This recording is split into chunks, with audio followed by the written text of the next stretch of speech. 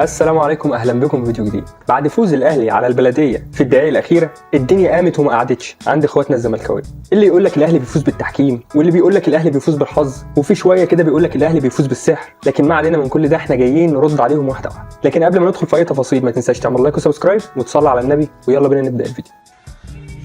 بمناسبة يعني ان الفترة اللي فاتت كان في حملة على الزمالك يعني بالنسبة للتحكيم بعد ماتش سموحة، وان حسام عبد المجيد كان في شدة وحسام حسن لا يستحق الطرد.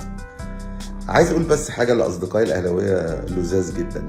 النهاردة الجول الهدف الاولاني اللي جابه عمر كمال اللي اتحسب فاول وعلي معلول شاطه ورفعه، يعني هو عمر كمال اتحسب له فاول ليه؟ هو كان في فاول ولا عمر كمال دخل ما بين الاثنين وقع نفسه فاللاين مان مساعد حكم قال له يلا ندي فاول؟ طيب هسأل سؤال تاني.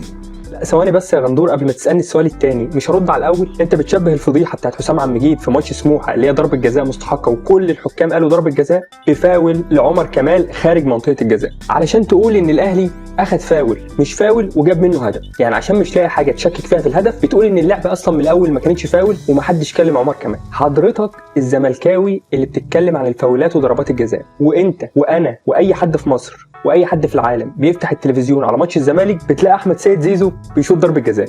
في اي لحظه افتح ماتش الزمالك كده في اي مكان ضد اي فرقه هتلاقيه محسوب له ضربه جزاء. ده غير انك عندك المثال الحي للتمثيل وهو سيف الجزيري. سيف الجزيري ما تقدرش تقول عليه مهاجم ولا لاعب كوره، هو ممثل من الدرجه الاولى، لا وممثل شاطر كمان. فانت اللي جاي تتكلم عن التحكيم برضه بتتكلم عن التحكيم. انا عارف انك محروق دمك، وكان نفسك الاهلي يروح يلعب النهائي وهو خسران من البلديه، بس اطمن الاهلي مش هيلبي لك رغبات، والاهلي دايما معودنا على الفوز مهما كان مستوى الفريق او مستوى اللعيبه. وعشان كده اتفضل اسال السؤال الثاني. هو اللاعب لما يكون مستحوذ على الكوره ومحمود متولي في ظهره، فاللاعب يقع وهو الكوره قدامه ومتولي في ظهره، ايه اللي هيخلي اللاعب يقع؟ يعني لما يكون كرة تحتيه وبيحاول ياخد البوزيشن انه عايز يشوط الكرة، يخش لاعب يلزق في ظهره ويزقه، وبعد كده تتحسب هدف عادي جدا وما رجعش انها تتحسب فاول. كابتن طارق مجدي على الفار حسبها وقال ما فيش اي حاجه، بس خلاص بقى ما ينفعش. احنا لغينا هدفين بداعي التسلل وهم فعلا تسلل، ما ينفعش نلغي بقى هدف الثالث وفي فاول على محمود متولي. ما كانش عنده اي فرصه للاستحواذ على الكوره، وما عندوش اي فرصه حتى للمشاركه في الكوره لانه كان في ظهر لاعب بلديه المحله. اخبار الحمله ايه؟ تمام؟ مبروك. يا كابتن خالد، الحمله تمام وبتسلم عليك وبتقول لك كفايه كلام في التحكيم بقى، وبعدين كفايه توقعات. يعني انت كمان ما عندكش حاجه تاكد بها كلامك او ما عندكش حاله مثبته، جاي تقول اكيد لاعب البلديه وقع عشان محمود متولي زقه. اكيد في راجل محلل كوره برضه يقول اكيد وبيتوقع ان اللاعب زق اللاعب. ما في كاميرات يا كابتن وفي فار وفي حكم وفي لعيبه. طب اسالك انا سؤال بقى، لعيبه البلديه لما هو فاول ما اعترضوش ليه؟ ما اعترضوش ليه؟ ولا اعترضوا واحنا ما شفناهمش؟ انت بس اللي شفتهم بعيون الصقر بتاعتك، انت بس اللي شفتهم. انا حاسس بيك يا غندور، والله حاسس بيك واللون اللي انت لابسه يعني نضح على وشك من كتر ما انت محروق من الاهلي. سؤال بريء يا جماعه للحاج عامر حسين.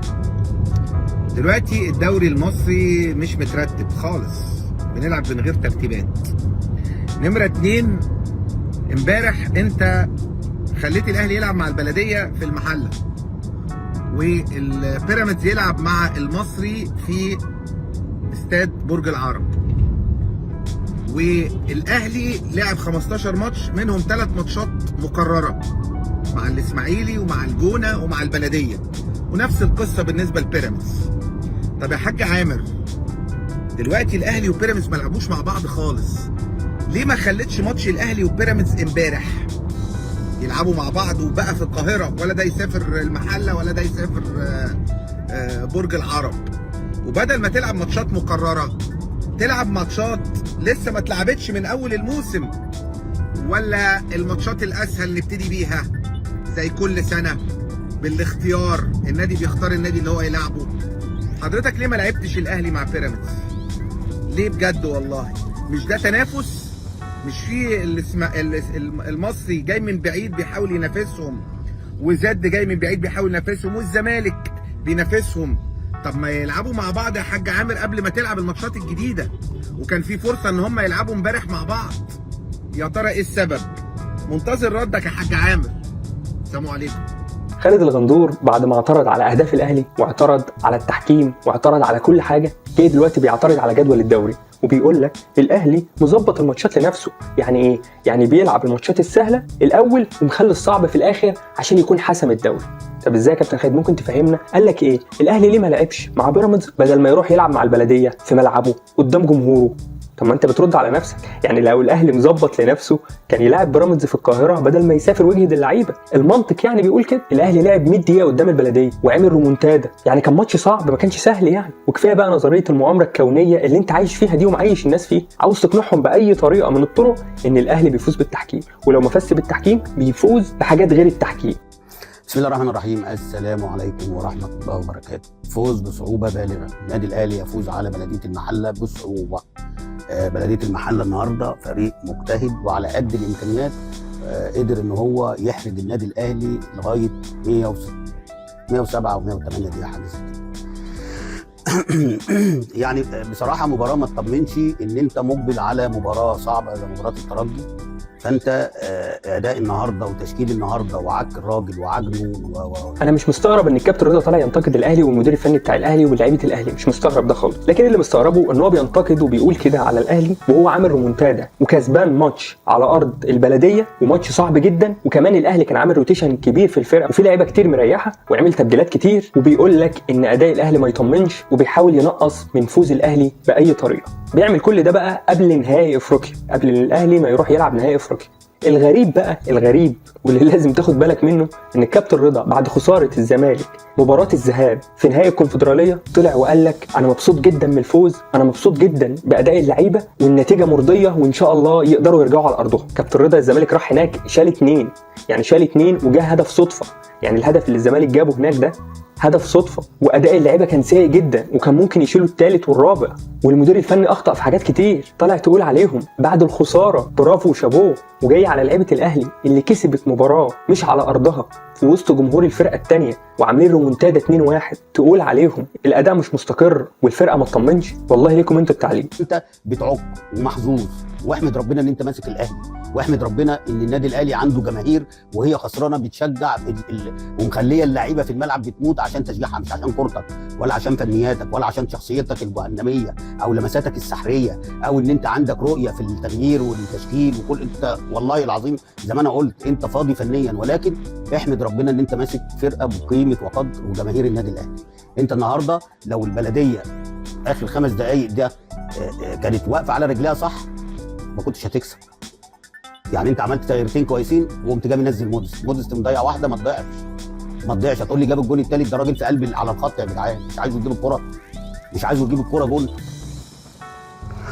انا عندي سؤال بس للكابتن رضا، هو انت يا كابتن رضا بتكلم مين؟ هو انت معلش يعني بتكلم مين بجد والله؟ هو انت مفكر مارسيل كولر بيتفرج على الفيديوهات بتاعتك دي؟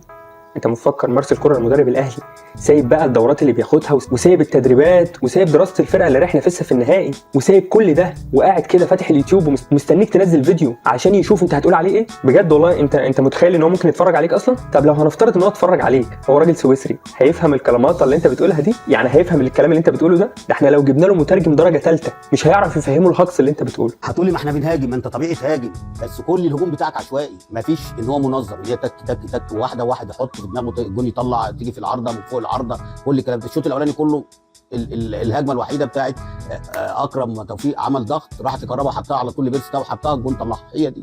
بعد كده تقول له الكره اللي عملها بالدماغ عاليه مش بين الثلاث خشبات. بعد كده تقول لي ما اعرفش ده في واحده اتعملت بالعرض وجت مش عارف لمين وشاط ما وصلتش بين الثلاث خشبات. هي مجمل الشوط الاولاني كله كره بيرستا، مجمل الشوط الاولاني كله ان البلديه بتعمل زون ديفنس لان عارفه ان هي بتلاعب النادي الاهلي بنجوم. ده انت لعيب واحد في النادي الاهلي بالقيمه الماديه كلها بتاعت بلديه المحل، يعني لعيب كل واحد على قد الحافه بيد رجليه، فهم عارفين امكانيات نفسهم وانت لايف، يعني انت معاك اللعيبه دي كلها لايف، مش عارف تعمل اي حاجه، مش عارف تنهي مباراه زي دي من اولها، عشان الناس اللي بتقول لك ايه لا لا لا ده هو الماتشين اللي فاتوا لا نزل ونهى. ايوه انت عندك لعيبه تصنع الفارق، عندك لعيبه يعني تكسبك من الهوا، لان انت جايب لعيبه مصريه بالدولار، واخد بالك؟ هنا برضو هنتطرق للراجل اللي هو كابتن رضا انا نفسي تفهم ان ده مش تحليل، يعني لو انت خدت كورس في تحليل كره القدم وشايف ان اللي انت بتقوله ده تحليل تبقى دي مصيبه، دي كارثه. عمر ما كان تحليل كره القدم او تحليل المباراه ان انا اجيب احداث المباراه واقعد اقول ايه صح وايه غلط، اللاعب ده غلط اللاعب ده صح، المفروض كان يعمل كروس لا هو عمل عرضيه. كابتن رضا ده مش تحليل، ده اسمه تحليل بالقطعه. اللي انت بتتكلم عليه ده اسمه قرارات فرديه من اللعيبه، ده مش تحليل يا كابتن رضا. نفسي تفهم. يعني مثلا عجبني قوي تعليقه على لقطه موديست. يا عم موديست انا متفق معاك ان هو لاعب سيء جدا ولا يصلح للاهلي وهيمشي كده كده، هو جاي موسم وهيمشي، يعني احنا بنحاول نستفاد منه بقدر الامكان. الراجل ضيع واحده او اتنين وجاب واحده حسم بيها المباراه، انت طالع تنتقده ان هو جاب جول؟ يعني انت طالع تنتقده ان هو جاب جول، طب هنعمل لك ايه يعني؟ الراجل ضيع واحده، انتقده ماشي ما فيش مشكله، انتقده ان هو اداؤه وحش، بس الراجل جاب الثانيه فما ينفعش تنتقده. الطبيعي يعني حتى لو انت بتحلل بالقطعه ما ينفعش تنتقد لاعب ضيع واحده لكن جاب لك جول حسم بيه المباراه. زي ما قلت لك انت بتحلل بالقطعه، ولو ده تحليل فنقول لي بقى. فانا بوجه رساله لبي ان سبورت بقول لهم اقفلوا الاستوديو، كابتن رضا اللي بيحلل على كل الماتشات. وبعدين برضو بيقول حاجات غريبه قوي، بيقول لك ايه انت المفروض كاهلي تنزل تنهي المباراه من اول 3 دقائق او من اول 5 دقائق. ليه؟ وانا بلاعب خشب؟ يعني الاهلي بيلاعب خشب مثلا 11 خشبه في الملعب ولا ايه؟ ده 11 لاعب قدام 11 لاعب وبتلعب على الهجمه المرتده وكانوا واقفين كويس، فمنين بتشكر فيهم ومنين بتقول ان الاهلي لازم ينهي المباراه في اول 5 دقائق؟ عشان افهم بس. وبعدين هو في فرق في العالم بتنزل تنهي المباراه من اول 5 دقائق؟ الكره لو سهله كده والموضوع لو سهل كده ما كناش جبنا لعيبه بملايين وما كانش الانديه صرفت الفلوس دي. معلق المباراه يعني في الجون بتاع البلديه اللي هو الجون العالمي، زي ما احنا قلنا الماتش اللي فات على ال3 اجوان بتوع النادي الاهلي ما بنشوفهاش الا في الدوريات الاوروبيه. الجون النهارده بتاع البلديه نفس الصيغه ونفس المدرسه، كوره من ناحيه الشمال بتتشاط بتروح في القائم البعيد وترد للراجل وبيحط وش رجله بتروح في سقف الشبكه لمصطفى شوبير اللي لا يسال عنها، ورغم كده ما غنتش. ولا انت بتغني للاهلي عشان عمرك يطول؟ ها صدعتونا وقرفتونا زي ما انت هنا. يعني الجون بتاع الاهلي اللي هو الاولاني بتاع عمر كمال والجون الثاني ما يجيش نص الهدف بتاع البلديه. غني هنا وغني هنا ما عنديش مشكله، افرح هنا وافرح هنا ما عنديش مشكله. انت في جون البلديه زورك لسانك زي ما كنت اتخرست وحشرج ومش عارف تتكلم. في جون موديست اللي هو واقف على خط الجول بتقول لي ايه الجون الحلو ده وبتغني. يا عم ده حاتم بطيشه مشي عشان لما بقول لك اللي يقول شيكابالا انتهى اقول له وسكت، مشوه. اين العدل هنا بقى يا اللي ماسكين انتوا المنظومه اللي هي بتاعت التعليق؟ اين العدل؟ واحمد الطيب مشي عشان لما قال لك الزمالك بيشجعوا عمرو دياب وما اعرفش مين ومين ومين، والاهلي بيشجعوا شعبان عبد الرحيم وسعد الصغير وي مش حصل الكلام ده، مشيتوه. بلال علام مشيتوه عشان قال لك الدوري في 100 عقبه، وهو كان الدوري بفرق 8 اهداف ب8 نقاط وخلاص، والزمالك المكسب ده يعني حسم البطوله ان هو بقى في 100 عقبه. انتوا عاقبتوه مشيتوه. طب وده النهارده اللي غنى لموديست وقال له ايه الجون الحلو ده وهو واقف على خط الجون، عايزه كمان يقلشها؟ ده ضيع واحده ما تضيعش، ده عمل يعني كده كان بيلعب مدافع مع فرقه البلديه اقسم بالله. ده هو بس لو ربنا اداله كان يعني لو ورا خطوه والله الكره كانت ضاعت، كان الجون صدها، بس ده واقف على خط الجون. بتقول لي ايه الجون الحلو ده ايه موديست ده؟ بطلوا بقى، انتوا قرفتونا، انتوا زهقتونا والله العظيم. بيلوم المعلق وبيقول له فين الحياديه وفين المهنيه. رضا بعيدا عن المعلق صوت حلو ولا وحش دي حاجه ترجع له، بعيدا ان هو علق او غنى او ما غناش ماليش انا دعوه بالليله دي كلها. كل واحد من حقه يبقى مشجع وينتمي للي عاوز ينتمي له، والحياديه دي ما تتكلمش انت بالذات فيها، علشان انت في اول الفيديو بعد الاهلي ما فاز بتقول ان الاهلي مستواه وحش وان الاهلي يخوف قبل نهائي افريقيا، وفي نفس الوقت بعد الزمالك ما خسر بتقول ان الاداء كويس وانا مبسوط ومبروك كنت فرحان ووشك قد كده بدر منور. فما تتكلمش انت عن الحياديه والنبي. ها والحكم يدي 9 دقائق 9 دقائق ليه؟ طب احنا ما شفناش الحته اللي الحارس بتاع البلديه وقع اتضرب، مين اللي ضربه؟ خد انذار، ما خدش طرد ليه؟ ليه؟ لان المخرج هنا مش عايز يجيب حاجه عشان ان النادي زي برضه اول الشوط الاولاني في لعيب اللي هو ذو البشره السمراء دخل عليه مروان عطيه لازم ياخد فيها انذار، المخرج ما عادهاش وما جاتش من بعيد. ونفس الكوره دي لاكرم توفيق اتعادت 3 مرات، واحده لرامي ربيعه اتعادت 3 مرات. لا ما انت عشان تعرفوا بس المخرجين بيلعبوا في الدنيا، ودلوقتي الفار والحكام ودلوقتي بقى المعلقين. احنا عايزين العدل، احنا عايزين نتفرج على كوره عشان نستمتع. انتوا عمالين تجاملوا كده، ربنا يستر الماتش اللي جاي بتاع الترجي. انتوا عمالين تطبلوا للنادي الاهلي، لا قولوا ان النادي الاهلي وحش عشان يفوق، قولوا ان النادي الاهلي بيكسب مش طبيعي. واخد بالك؟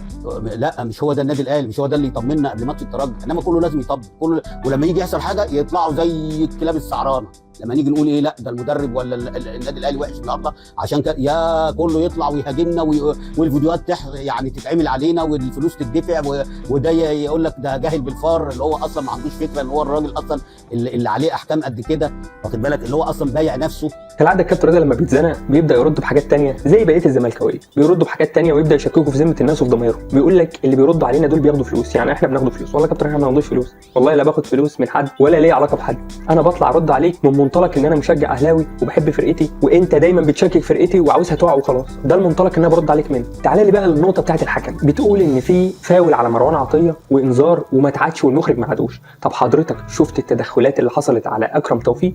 شفتها. التدخلات اللي حصلت على رامي ربيعه؟ شفتها. طب في لاعب انطرد؟ لا ما انطردش. طب ما بتتكلمش عليها ليه زي ما بتتكلم على لاعب المحله؟ ما انت بقى راجل حيادي وطالع تحلل، اتكلم على ده واتكلم على ده. لكن انك تطلع تتكلم وتدافع عن المحله وحق الاهلي مهدور، ده مش عدل، وانت اصلا بتتكلم عن العدل. يعني انت عاوز تقول ان التحكيم بيجامل الاهلي، وعاوز تقول ان المخرج بيجامل الاهلي، والكوكب كله بيجامل الاهلي الا انت الوحيد اللي ما بتجاملش الاهلي. وبعدين بيقول لك حته مضحكه، وبيقول لك اطلع قول على الاهلي وحش وبيفوز بطريقه مش طبيعيه عشان يفوق. يعني انا قبل نهائي افريقيا اطلع اقول على الاهلي وحش وهمت في اللعيبه وهمت في الجمهور وانزل الروح المعنويه علشان اثبت ان انا حيادي وان انا بتكلم في مصلحه الاهلي؟ طب اصبر اما اخد البطوله وبعدين ابقى اشوف ايه نقاط الضعف واتكلم فيها. وبعدين انت مفكر لما اطلع اقول على الاهلي وحش مارسيل كولر واللعيبه هيقعدوا يعملوا قاعده كده ويطلعوا يقولوا شوف مين قال علينا وحش، تعال بقى نثبت له ان احنا صح. كابتن رضا احنا بنخاطب، انا وانت والناس اللي بتطلع على اليوتيوب وعلى التلفزيون دي، بنخاطب الجمهور، ما بنخاطبش اللعيبه بتشوفش الفيديوهات دي اصلا، ولا المدرب عنده وقت يقعد يتفرج ويشوف مين بينتقد ومين ما بينتقدوش. احنا بنخاطب الجمهور يا كابتن رضا، حضرتك ما انتش واخد بالك من النقطه دي. بقول لك يا كابتن رضا انا مش هكمل بصراحه الفيديو ولا هكمل معاك، لانك الفتره الاخيره بقى لسانك طويل قوي، بقيت بتطلع تغلط وبتنتقد وخلاص بدون عقل وبدون تفكير، وكمان لما حد بيطلع يرد عليك بتتطاول عليه بالالفاظ وبتتهكم عليه ولابس وش كده مش وشك. انا ما اعرفش مين اللي اداك السلطه دي بصراحه، لكن فعلا انت مثال حي للاعلام المصري فعلا. فبس كفايه اول حد هنا. المهم لو وصلت لحد هنا اعمل لايك وسبسكرايب واكتب لي رايك تحت في كومنت. اشوفك في فيديو جديد، سلام.